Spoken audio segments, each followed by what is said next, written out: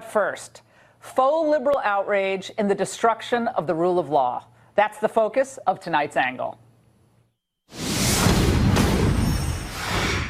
Every country has an obligation to protect its borders and its citizens, particularly one as expansive and as generous as the United States. Now, for too long, immigration law was ignored, frankly, and basically unenforced. Obama tried to kind of enforce it in an ad hoc fashion, but his policies, which I'm going to get to in a moment, only ended up exacerbating our problems at the border. So today we have a full-on crisis. 160% increase in the number of people illegally entering the United States from just last year. Well, the president is responding with a zero-tolerance message, which he reiterated today. The United States will not be a migrant camp, and it will not be a refugee holding facility. It won't be. You look at what's happening in Europe, you look at what's happening in other places, we can't allow that to happen to the United States, not on my watch. Now, the president is now doing what we should have been doing all along, prosecuting all border crashers. So if you enter the country illegally, you're breaking the law. The United States is not an open repatriation center where any indigent person in the world feels free to just walk in and assume that all of us will take care of all of them and their families. There's a process, and it has to be respected. Homeland Security Chief Kirstjen Nielsen said this today. We are a compassionate country that has taken in millions of refugees. Since 1975, the United States has welcomed more than 3 million refugees from all over the world, and each year typically admits nearly 2/3 of the world's settled refugees. That is more than all other countries combined. We will not apologize for the job we do or for the job law enforcement does for doing the job that the American people expect us to do. Illegal actions have and must have consequences. No more free passes, no more get-out-of-jail-free cards.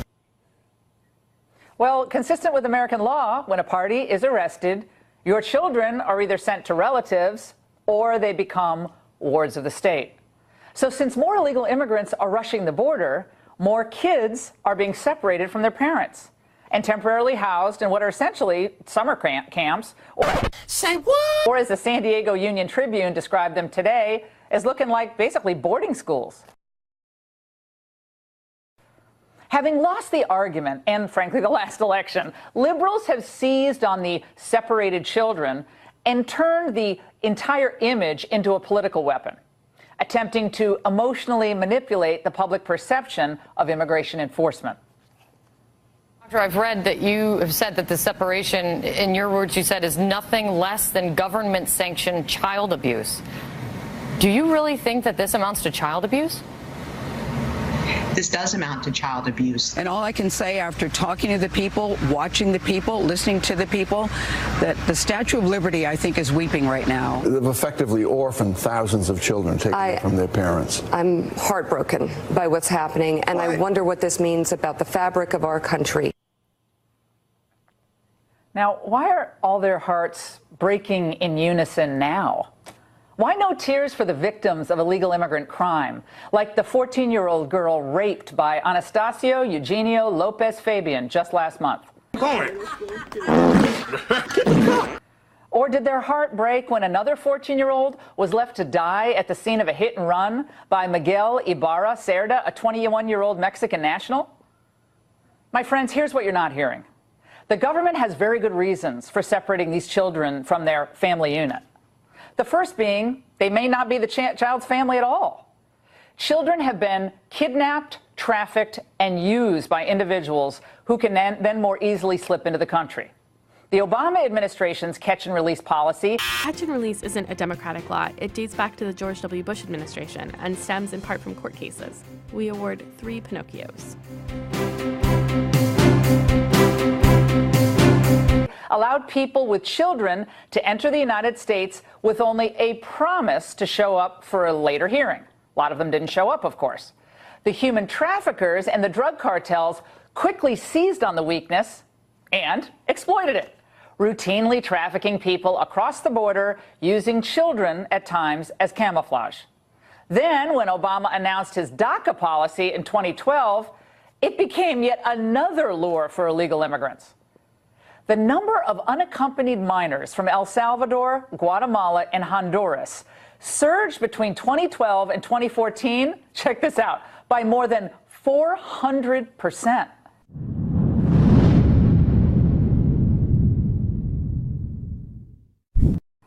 The number of unaccompanied children referred to the Office of Refugee Resettlement tripled between 2012 and 2017, from 13,625 to 40,810, according to the government statistics.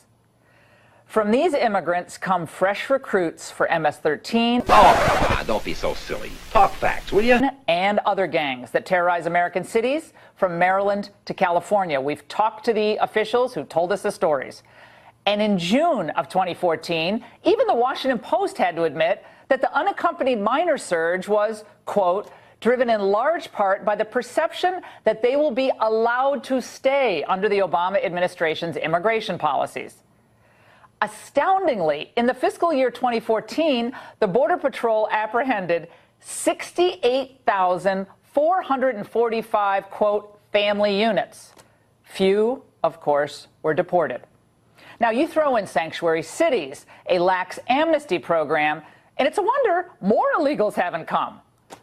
So the Trump administration is now trying to pick up the pieces of this lawless immigration system after decades of governmental neglect. They're also trying to responsibly protect